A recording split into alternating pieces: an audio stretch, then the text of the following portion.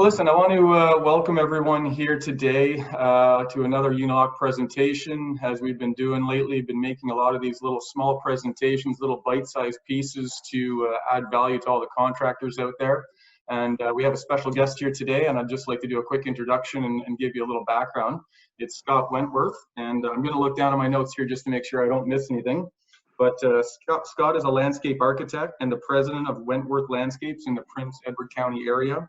His team of over 100 landscape professionals have been designing, building, and maintaining gardens for over 30 years.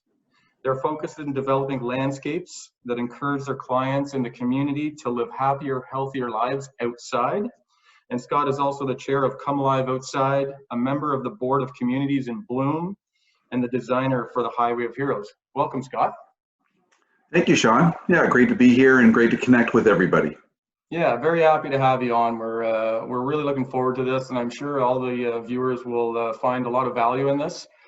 Just before we jump into it, today we are looking at building a resilient team, and I'll just quickly go down here as well. There's Scott Wentworth and myself pictures. I'm looking a little bit different these days, but you know, Scott, you're looking the same in that picture. Yeah, just before I jump in and give you the floor, Scott, I just want to talk about building a resilient team. And so Scott, with over 30 years experience, is going to have a lot of value to add here. And some of it really is thinking outside the box. And I'm really excited to get into some of the topics of benefits of building a team, how to build that team.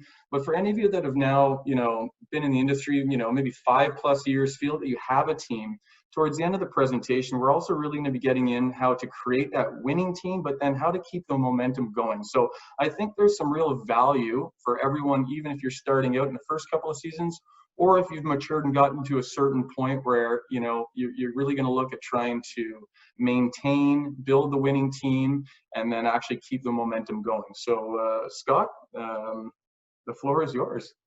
Great. Well, super, Sean. Thank you very much. And I think the efforts that we put in our team is just so important. It's really important to do so with intention. And I think the difference between doing so and not doing so, especially when labor is such a challenging part of our profession right now, really makes a difference. Well, let's talk about team resiliency to start with.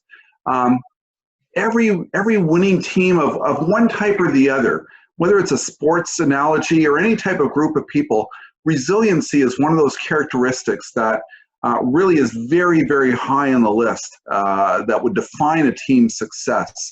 So just starting point for that, looking at the dictionary definition of it, resiliency speaks to springing back into shape after being stretched, bent, or compressed, or recovering strength and spirit quickly. And I think the landscape profession can certainly feel that we get bent out of shape and stretched and bent and compressed and have the need to recover our strength and spirit quickly from all sorts of different reasons.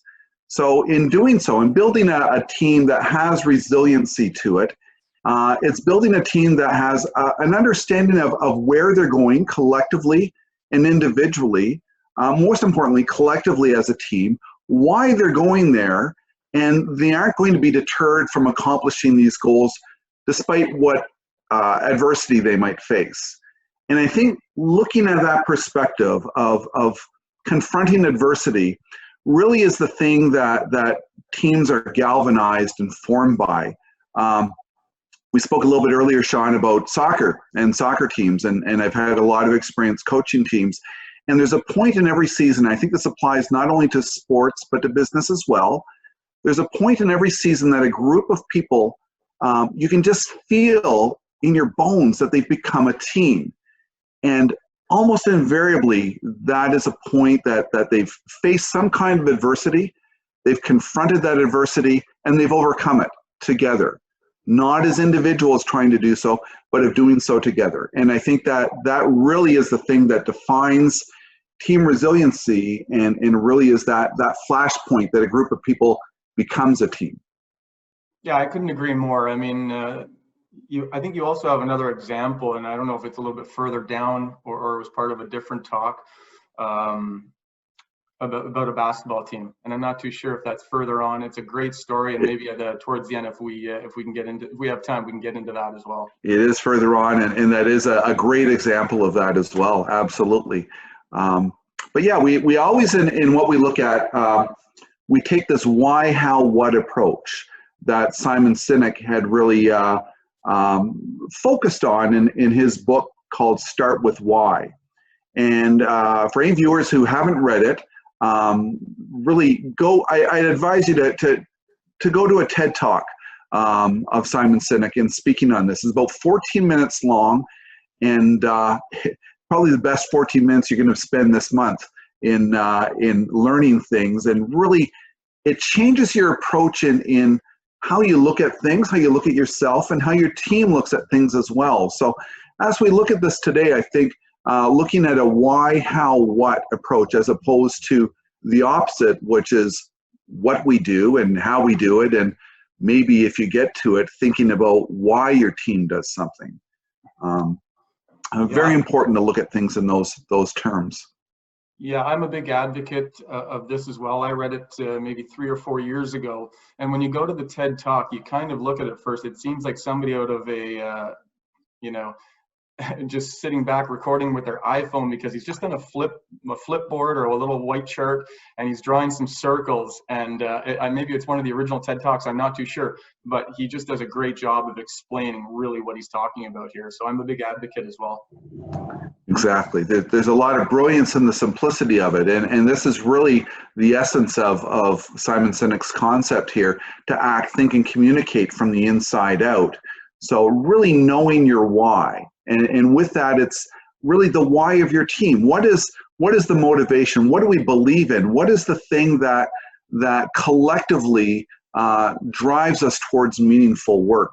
In our company, it's to get people to live healthier lives outside. And hence our tagline, it's awesome outside, that's why.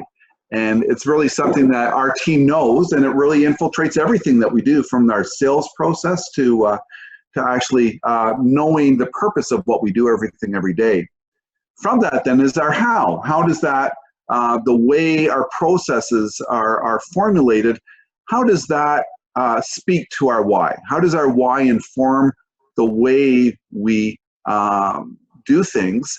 And then finally, the what, which is the results of that. How has that why been realized through the processes, and finally the results of, in the case of our company, how do our clients, our community, live healthier lives by being outside? Mm-hmm. It's funny when I hear, things like you sit down and maybe think about your why, and I'm sure some of the viewers might be thinking like, oh, am I going to sit down and write a mission statement, and might think it's maybe a little fluffy, but what do you think? Do you think when you sit down and actually think about your why, that it could drive your business forward? It could really bring the team together? What do you think about it, just on a personal level?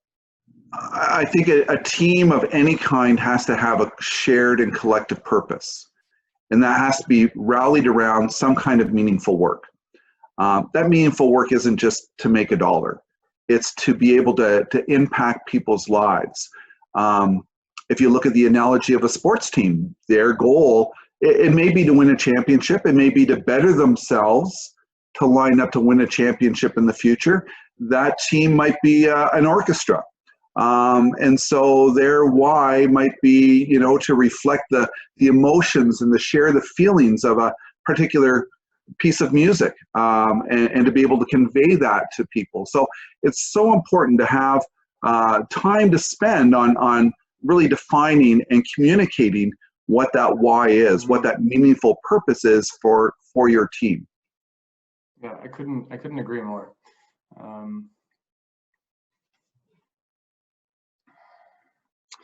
All right, the benefits of creating a resilient team, and I know there's a few slides here, and can you just touch on some of the benefits? And I think, some are obvious, but then there's some points I'm sure that you can make that people haven't really thought of here.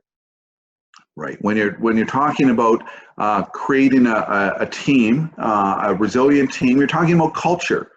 It's one of the key ingredients. There's many things that really tap into defining what your culture is. but culture is vitally important. Peter Drucker, who's a business writer, this probably goes back decades at this point now, his opinion on culture was that culture eats strategy for breakfast. If you've got a winning team culture that rallies around meaningful work, it can outperform the strategy of your competitors and of the market at any point. We also hear the phrase, your people are your greatest asset. But I think as well, to add to that, it's your people are your greatest asset when they're aligned with their goals, the goals of the team. So you really need, again, that rallying point and that purpose for it. And in doing so, the team's culture then becomes realized around and informed by authenticity and respect for one another and trust for one another. There's clarity and candor in working together to achieve your goals with it. Yeah, couldn't agree more. I just skipped one here. Let me just go back. There we go. It's a little fast on the mouse, unless I just keep reaching out here to the keyboard. That's quite all right. Stability is also a really important thing. So a consistent performance comes with a high-performing team, doing things the same way for the same reason, and improving that through continuous improvement day by day. It creates stability in everybody's minds, and that's something that every member of our team really wants, is that stability. Everyone knowing and performing their roles and their responsibilities really is the thing that galvanizes that. Bill Belichick, the coach of the New England Patriots, which is probably, if we're looking at sports analogies, there's a great definition of a winning team.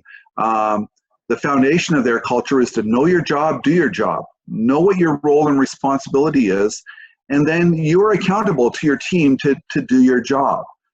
And with that, stability becomes the foundation for continuous improvement within your culture. If you're reinventing things every job in, every job out, you can't plan for improvement. You need to be able to have stability to be able to, okay, this is the way we did things this time. How are we going to improve that, even if it's an incremental improvement for the next time out and the next time out, so that eventually you see the team making some great improvements? Yeah, in one of my previous careers, this continuous improvement kept coming up, and they talked about Six Sigma. And some of the car manufacturers, I think, notably, some of the Japanese car manufacturers back in the early 90s really took that to a serious point where they just kept getting rid of small processes and to make sure they were improving on every time they ran a new line of cars. And it got to the point where their efficiencies were, not 100%, but they were pretty darn close. And that whole idea of continuous improvement day in and day out really got them to a point where they were producing, phenomenal cars that at a lower cost as well. So I think that whole idea, taking it, whether it's a car manufacturer, a hardscape company, that can be put in place in any business and really add a lot of benefits in the end. Absolutely. Yep. Having that awareness and then intention for that improvement as well.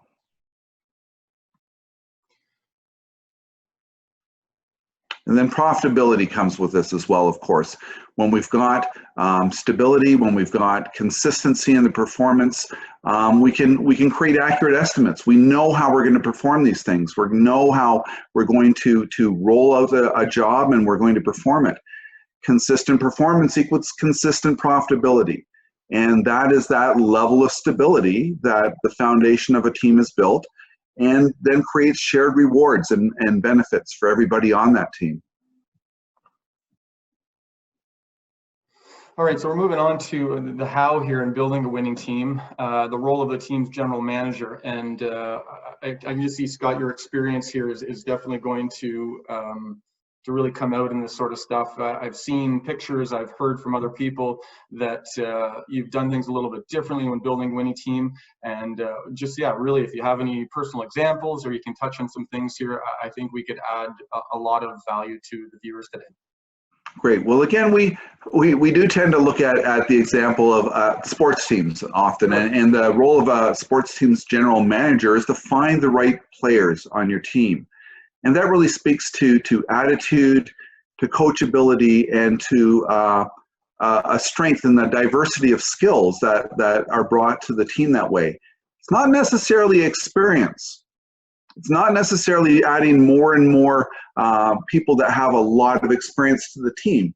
It really, I think, speaks to these three things that we look at in greater depth here. All right, we'll roll over to the next one here. So the first one was attitude. Right. So the attitude is one that really can add or potentially subtract from a team culture. I think our own attitude varies through even the course of a day sometimes as being positive or negative. And I think we all know people that sort of have that Eeyore attitude of probably going to rain today and things aren't going to go well. And to people who have that positive attitude that, okay, yeah, it has been raining the last couple of days and we might be short on hours here from what we needed, but if we all pull together and we work really smart on this job, then we're going to be able to at least come as close as we can on these hours. The thing about a good attitude or a bad attitude and how it adds to a team culture is both of them are at least equally contagious in this case. So with that, then, does that attitude build a stronger character to people that you're adding to the team? And also the understanding of the concept of team winning. Approaching life in a way or a job or whatever that team might be in a way that improves and creates a win for the team is very different than something that's just out for yourself. I might win, but they lose. Or, I did my job. I don't know about the rest of the teams through here. It really sees oneself as being accountable to the team, being integral to it, and really valuing the team winning. And that really, I think, defines a winning attitude that you want to be adding to your team that way. Yeah, I agree completely. In your personal life, in your business life, we've all been around somebody who has great energy, positivity, and it's infectious. You just got to say it's a great feeling to be around that. And I think for creating a team, that getting a positive attitude and having it run through the team goes back and can help create, like you said, the culture, the resiliency, and all those things that really get it, the cohesiveness of that team. Yeah, and that doesn't have to come just from leadership as well. That can come from any layer on a team. It's equally contagious and can really, help lift everybody's spirits if it's done correctly. Oh, for sure. And the next one is coachability. What do you mean by that? Yeah, so with that is really, do they have an attitude and a spirit that they want to learn, that they want to develop and improve themselves? A lot of people are looking for that within life. They've had some experience that see that, and they really have a curiosity and a drive to improve themselves. And also an accountability to the team. Do I want to be accountable to my team? My performance contributes to everybody's benefit.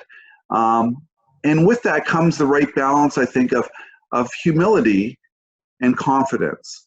To be coachable, to be accountable takes a level of humility. And it takes that level of humility, again, no matter what layer you are on the team.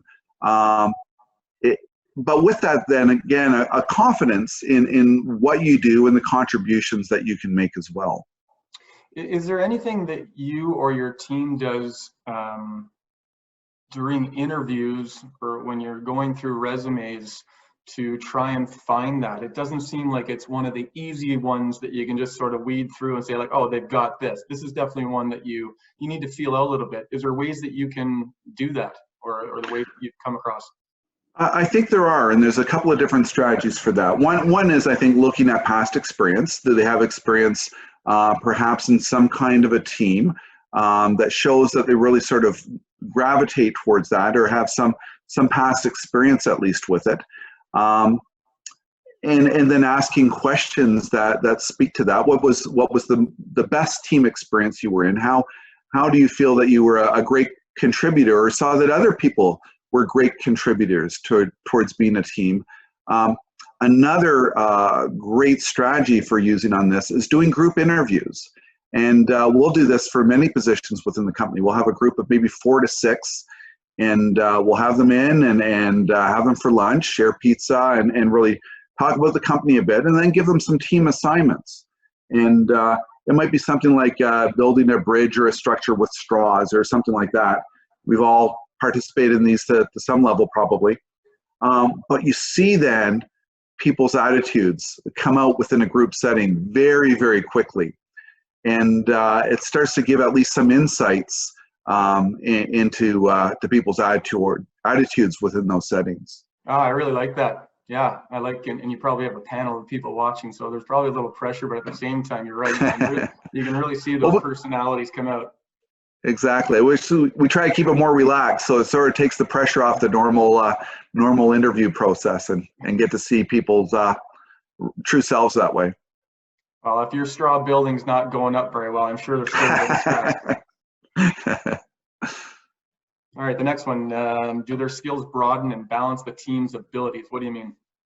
Yeah, so this profession, you really need people with a wide variety of skills. The sports analogy that I tend to use is, what if you had a team and everyone was the same position on that team? So if you had a hockey team, what if you had 6 goalies on the ice? You know, are you going to have a winning team that way? You might not have many goals scored against you. In fact, you probably have a lot of dissent as to whose turn it was to save the next shot coming up. But it still applies if everyone's the defenseman or if everyone's a forward. You need to be very intentional about having a diversity of skills, and you have to be able to celebrate that as well. Recognize it, really appreciate the diversity of skills and attitudes and abilities, the energetic rookies, the senior people who are natural mentors and coaches for others. I know in our company, when we started doing personality testing, probably some 15 years or so ago now, it was rather shocking. The company was much smaller then, probably about 25, 35 people, and everybody's personality type was clustered around mine. Which makes for a pretty agreeable team, but you lose that whole dynamic of different perspectives and strengths, and that diversity really is fundamental to having a great team, and having leadership coming from different levels as well.